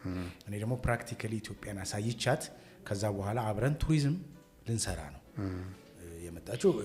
የአውሮፓዊ ነች፣ ግን ቤዝ ያደረጉት ታንዛኒያ ነው። ያው እኛ ቅኝ ግዛት ውስጥ ስለሌለንበት እንጂ በቅኝ ግዛት የተያዙ እነ ኬንያ፣ ታንዛኒያ፣ ዩጋንዳ የውጭ ዜጎች ናቸው መጥተው ቱሪዝሞቻቸውን የሚሰሩት። ምክንያቱም በቱሪዝም በጣም ያደጉ የሚባሉ ሀገሮች አውሮፓውያን ናቸው። የነሱ ሰዎች ባለሙያዎች መጥተው ነው የአንድን ሀገር የታንዛኒያን የሌሎች አፍሪካ ሀገራትን የቱሪዝም ጸጋ አስጎብኝተው ትርፍ አግኝተው ለሀገሪቱ ያው የሚገባትን የሚያስገኙት። ስለዚህ እችም ሴት አውሮፓዊ ናት እና ከኔ ጋር መታ ከኔ ጋር ይህንን ዲል ለመፈጸም ከመፈራረሟ በፊት ይዣ ስዞር አላየሁም፣ እርካታ አላየሁባትም ነበር። አንተ እዚህ እኔ ዘመዶች ቤት ወስጃት እስክታለቅስ ድረስ ሳቲስፋክሽን አላይባትም። አንደኛ ወጣት ነች፣ ሁለተኛ ድካም በዛባት፣ ሶስተኛ እንዳሁኑ አልነበረችም። የኢትዮጵያ ዴስቲኔሽን ለማስጎብኘት በጣም ብዙ ስቃይ ነበረው። በመኪና ነው የምንጓዘው፣ መኪና ይበላሻል፣ ጎማ ይፈነዳል፣ ብዙ ጣጣዎች አሉት። በተለይ በመኪና መበላሸት ልነግር አልችልም። እኛ ባለሙያው ማይገኝ ስራ በምንጀምርበት ዘመን የነበረው መኪና አይነት 2H የሚባል ነው። በጣም ያረጀ 30 ዓመት 25 ዓመት የሰሩ መኪኖች ናቸው። ቶዮታ ናቸው ኦፍ ኮርስ፣ ግን ይበላሻሉ። መንገዱን አይችሉትም። እንደዚህ ለ15 ቀን ምናምን ስትጓዝ ቢያንስ 4ቱን ቀን ጋራዥ እና ይሄ ሰልችቷታል። ኤፌክቲቭ አልነበርንም። ገና እንግዲህ ቱሪዝም ኢትዮጵያ ውስጥ ወደ ፕራይቬት የዞረበት ጊዜ ነው እንጂ መንግስት ኤንቲኦ ነው የሚይዘው፣ በቃ ኤንቲኦ ነው የሚሰራው። ስለዚህ ሳቲስፋይድ አይደለችም እና ላለቃዬ በየከተማው እየደረስኩ ምደውልላቸው ምንድነው ይዣት ያለሁት ሴት በእኛ ስራ ብዙ የረካች አይመስለኝም እና ጀነራል ብዙ ነገር እንዳይጠብቁ የቻልኩትን ያህል አደርጋለሁ። ግን ይሄንን ቢዝነስ ሳናጣው አንቀርም።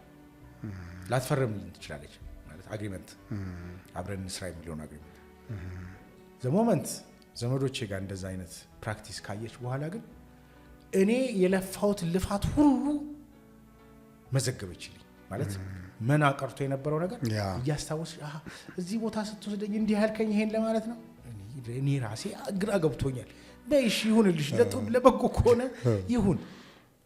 ወደ አግሪመንቱ ከመጣች ወደ ቴብል ወደ ዲሉ ከመጣች ደስ ይለኛል። ስለዚህ በአጭር ቋንቋ ልልህ የምችለው ነው የተበላሸውን ቢዝነሴን የተበላሸውን ማግባባቴን ዘመዶቼ ትራዲሽናል በሆነው የኢትዮጵያ ሆስፒታሊቲ ወይም ደግሞ እንግዳ አቀባበልና አስተነጋገድ መለሱልኝ። ከዚህ ሴትዮ ጋርም ረጅም ጊዜ ፒኮክ ቱር ኤንድ ትራቨል ነው ብያለሁ። በጣም ረጅም ጊዜ ከኢትዮጵያ ጋር ጆይንት ቬንቸር አድርገን ልንሰራ በቅተናል እልሃለሁ። ይሄ ብቻ አይደለም፣ ሌሎች የማዕድን ጉዳዮች፣ ሌሎች የቱሪዝም ዲሎችን በማስጎብኘት ለምሳሌ የእስራኤል ማርኬት የመጣው በተመሳሳይ ሁኔታ የኛን ኬሪንግ አዩ፣ የማህበረሰቡን ኬሪንግ አዩ።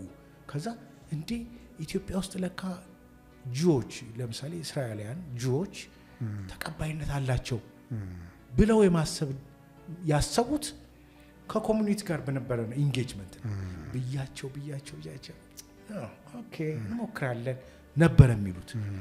ግን ዘሞመንት ኮሚኒቲ ውስጥ አስገብቼ ገብተው ሲያዩት ሀመር ውስጥ ገብተው ያንን ያረጋግጣሉ።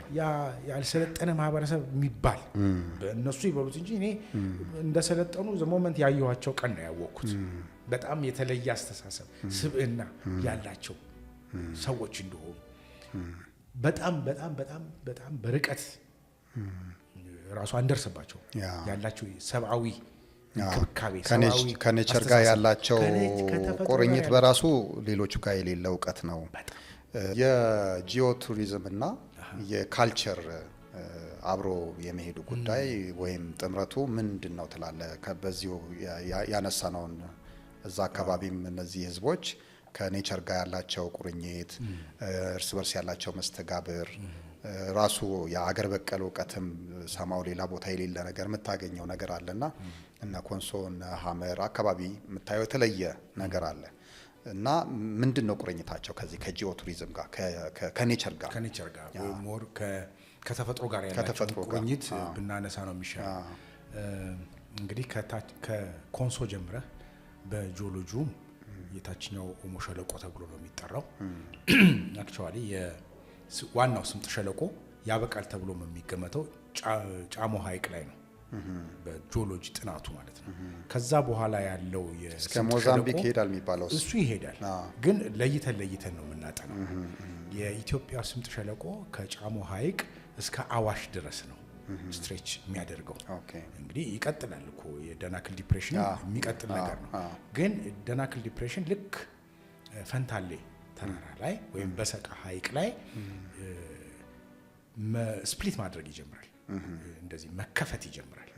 ሲከፈት እንግዲህ የአረቢያን ፕሌት የሚለውንም ይይዝና የአረብ ምድር ከእናት ምድሩ ከአፍሪካ ምድር መገንጠልን ይይዛል።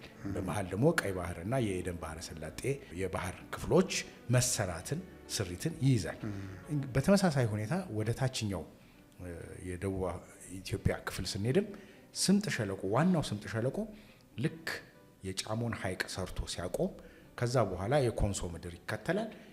ከኮንሶ ምድር በታች ደግሞ እንደገና ሌላኛው ስምጥ ሸለቆ ክፍል ይቀጥላል። እንግዲህ ይሄ በጂኦሎጂ ጥናት የተገኘ ነው። ባንድ ላይ አይደለም የተሰነጠቁት፣ ባንድ ላይ አይደለም ዲፕሬስድ የሆኑት፣ ባንድ ላይ አይደለም ስምጥ ሸለቆም የተሰራው በፌዝ ነው። ስለዚህ ሁለተኛው ፌዝ ልትለው ትችላለህ፣ ሶስተኛው ፌዝ ልትለው ትችላለህ። አሁን ስምጥ ሸለቆ ነው ኢትዮጵያ ውስጥ ያለውን ስምጥ ሸለቆ ራሱ ስናጠና ወይም ደግሞ ስንናገር ከአዋሽ እስከ ቀይ ባህር ድረስ ያለው አንድ ደናክል ዲፕሬሽን ወይም ደግሞ የአፋር ዲፕሬሽን ብለን የምንጠራው ስምጥ ሸለቆ አካል ሆኖ ግን የተለያየ አይነት ስሪቶች ያሉት እንዲሁም የአረቢያን ፕሌት የምንለው የአረብ ምድር ብለን የምንጠራውን የገነጠለ ወደዛ የወሰደና የቀይ ባህርንና የኤደን ባህረ ሰላጤን መሰራት ያበሰረ ግኝት ነው ወይም ኦንጎይንግ ፕሮሰስ ነው፣ ገና ያላለቀለት ፕሮሰስ ነው። ከአዋሽ ተነስተህ ደግሞ እንደውም ይከፋፈላል። ከአዋሽ እስከ ሞጆ ያለው ደግሞ ሰሜናዊ የስምጥ ሸለቆ ክፍል እንለዋለን። ከሞጆ ተነስተህ እስከ ሐዋሳ ድረስ መካከለኛው የስምጥ ሸለቆ ክፍል እንለዋለን። እነዚህ እነ አብያታ፣ ሻላ፣ ዝዋይ፣ ላንጋኖ ያለበትን። ከሐዋሳ ተነስተህ አርባ ምንጭ እስክትደርስ ደግሞ የደቡባዊው የስምጥ ሸለቆ ክፍል እንለዋለን። በአቅጣጫ ነው ልዩነት ያለው ወይስ እንደው ራሱ በአፈጣጠሩ ይለያያል? በፌዝ ነው ክሬት የተደረገው የተፈጠረው? በጣም በብዙ አመታት ሚሊዮን አመታትን እየፈጀ እያንዳንዱ ፌዝ ሚሊዮን አመታት ከአንዱ ወደ አንዱ ስዊች ሲደረግ የማስታወቅ ነገር አለው እንደው? አዎ በጥናት በትልቅ በምርምር እንጂ ለኛ ፍጆታ ለሚውል እንዲህ ነው የምንናገረው አለው። ግን በእኛም ፊዚካሊ ልናሳያቸው የምንችላቸው ስፖርት ልታረግ መችላቸው ነገሮች ለምሳሌ ከሞጆ ተነስተ አዋሽ እስክትደርስ ድረስ ቶታሊ የተለየ አይነት የስምጥ ሸለቆ አፈጣጠር ስሜትን ትይዛለህ። ለምሳሌ እነ ኮኔ ቮልኬኖ የሚለው አለኝ የሰመጠ የካልዴራ ስሜት ያለው፣ እነ ፈንታሌ የተሰሩበት፣ እነ በሰቃ ሐይቅ የተሰሩበት፣ ሌሎቹም እነ ሲንደር ኮን ይሄ ዶም ምናምን የምንላቸው የስኮሪያና ፑሚስ ዶሚኔት የሚያደርጉበት ድንጋይም ራሱ የተለየ አይነት ድንጋይ የምናይበት አፈጣጠር ታያለህ። ከዛ ደግሞ ከሞጆ ተነስተ ሐዋሳ እስክትገባ ኢግኒም ብራይት፣ ፑሚስ የሚባሉ ድንጋዮች ያሉበትና በጣም በርካታ የሆኑ የስምጥ ሸለቆ ሐይቆች የተፈጠሩበት እንዲሁም ከሞጆ ተነስተ ሐዋሳ እስክትደርስ ከዛሬ 10,000 ዓመት በፊት አንድ የውሃ አካል የነበረበት ጉዳይ ታያለህ።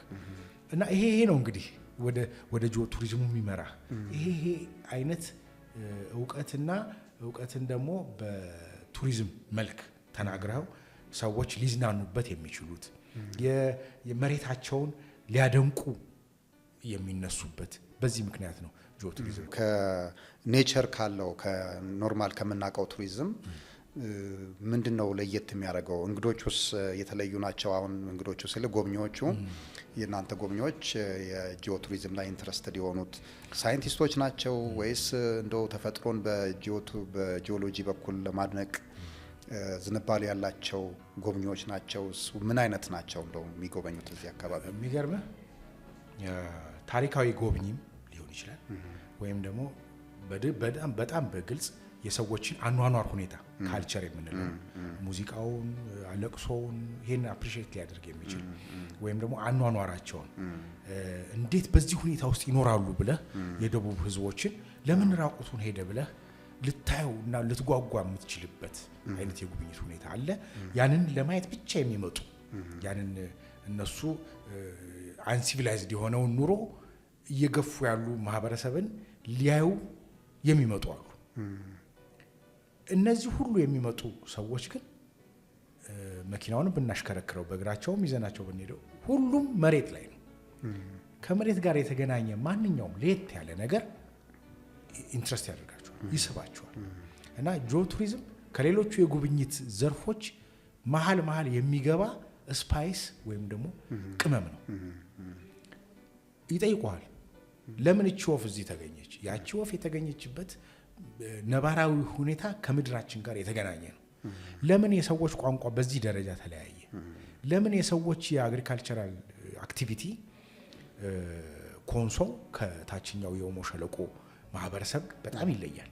ሸለቆ ውስጥ የሚኖሩ ሰዎች ኢንታየርሊ በአጠቃላይ ከብቶቻቸው ላይ ዲፔንደንት ሲያደርጉ፣ ወደ ኮንሶ ደግሞ ስትሄድ በዓለም ደረጃ የተመዘገበ ቴራሲንግ ሲስተም ያላቸው የመሬት አጠባበቃቸው የተለየ ይሄ ቴራሲንግ ሲስተም የምንለውን እርከን ሰርተው አፈር ጠብቀው እንግዲህ በሌላኛውም እንኳን እዛ አይደለም በሰሜናዊ የኢትዮጵያ ክፍል በጣም ብዙ አግሪካልቸር አክቲቪቲ አካሂደዋል።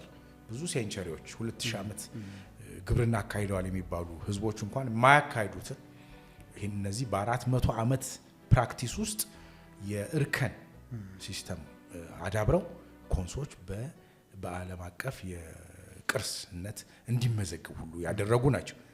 ወደ 50 ኪሎ ሜትር ወደ ታች ዘቅዘቅ ብለህ ስምጥ ሸለቆ ውስጥ የሚኖሩ ህዝቦችን ወይም ደግሞ የታችኛው የኦሞ ሸለቆ ህዝቦች ብለን የምንጠራቸው ህዝቦችን ሳይ ሙሉ በሙሉ በሚባል ደረጃ ከብቶቻቸው ላይ ያተኮረ የኑሮ አካሄድ ሲሄዱ ታያለህ።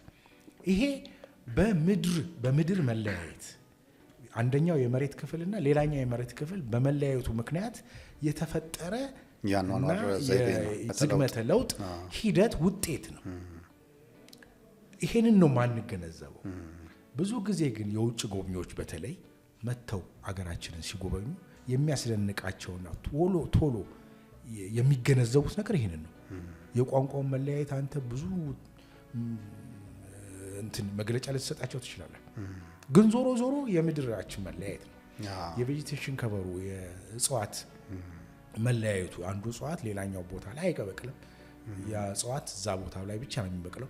እዚህ ምድር ላይ የምታገኘው የእንስሳት አይነትና ሌላኛው ቦታ ላይ የምታገኘው የእንስሳት አይነት በጣም የተለያዩ ናቸው። እንዲህ በመሬት የሚሳቡ በእግራቸው የሚሄዱ ቀንድ ያላቸው አንቴሎፕ የምንላቸው አኒማልስ ራሱ ቅድም እንዳልኩ ላይኛው ከፍተኛ ቦታ ላይ የምታገኘው አንቴሎፕና አዋሽ ፓርክ ውስጥ የምታገኘው ባሌ ፓርክ ውስጥ የምታገኘውና አዋሽ ፓርክ ውስጥ የምታገኘው አኒማል ወይም አንቴሎፕ ይለያያሉ። ስፒሺሳቸው ይለያያል፣ የአኗኗር ሁኔታቸው ይለያያል፣ አመጋገባቸው ይለያያል። ሰውም እንደዛ ነው። ስለዚህ መጨረሻ ላይ የደረስንበት እንግዲህ ሁኔታ ይሄ ነው። ወደ ሀመሩ ልመልስህና ታችኛው ሽምጥ ሸለቆ ሀመር ውስጥ እነዛ ሰዎች የማይጠበቅ አይነት ኬር እንግዲህ ዝናብ ዘንቦ ነበር ብያለሁ። ካምፓችን ተበላሽቶ ነበር። አንጠብቅም፣ እኔ እንኳን አልጠብቅም፣ ኢትዮጵያዊው እንኳን የውጭ ዜጋው እስራኤሉ ግን በጣም ትልቅ ኬር ያካሄዱት እነዚህ ማህበረሰቦች ናቸው። በማይጠበቅ ደረጃ እንክብካቤ አድርገው ከሌሊቱ 6 ሰዓት እስከ 8 ሰዓት የገባውን ጎርፍ ሲጠርጉ እንክብካቤ ሲያደርጉ ጠዋት ተነስተው ፍየል ያላቸውን ሀብት ማለት ነው ያላቸውን ነገር ለማካፈል ሳልጠይቃቸው አርደው እነዚህ ሰዎች እንቅልፍም አጥተው ሆዳቸውን ርቦት ይሄን አይነት ነገር ደርሶባቸው ወደሚቀጥለው ዴስቲኒ መሄድ የለባቸውም ብለው ይሄ እንግዲህ ትልቅ የቱሪዝም ሀሳብ አይደለም። በጣም የነሱ ጥፋት አይደለም፣ ተፈጥሮ ነው። ያንን ዝናብ ያመጣው ተፈጥሮ ነው። ግን ያንን ተፈጥሮ እንደራሳቸው ጥፋት አድርገው ወስደው እነዛ እንግዶች የነበረባቸውን ክፋት መበደል በዝናቡ ምክንያት መኪና ውስጥ ወስደን አስተኝተናቸዋል። ለዛ ካሳ የሚሆን ነገር አደረጉ። አሁን ተመልከት እንግዲህ ይሄንን ምን ፈጠረላቸው? ሆስፒታሊቲ በቃ በጣም ይሄ ካልቸራሊ ሩትድ ነው የሚባለው ነገር ፕሩፍ የሚያረግም ነገር ነው። ይሄ ያንን አረጋግጠዋል። ሩትድ ነው።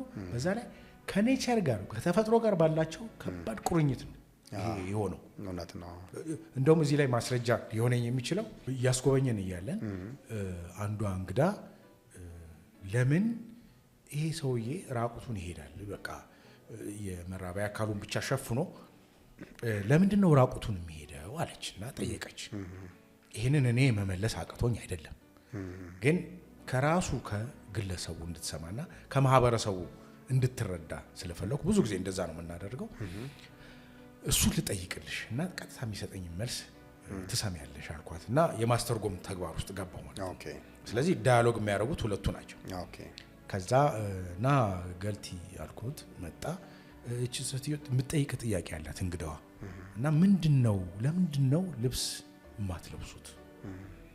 ስለሌላችሁ ነው አልኩት። እሷም የነገረችኝ ነው። ስለሌላቸው ነው አይደል? በቃ አጥተው ነው፣ ደሃ ሆነው አጥተው ነተው ምናምን ነው እነሱ የሚተረጉሙት።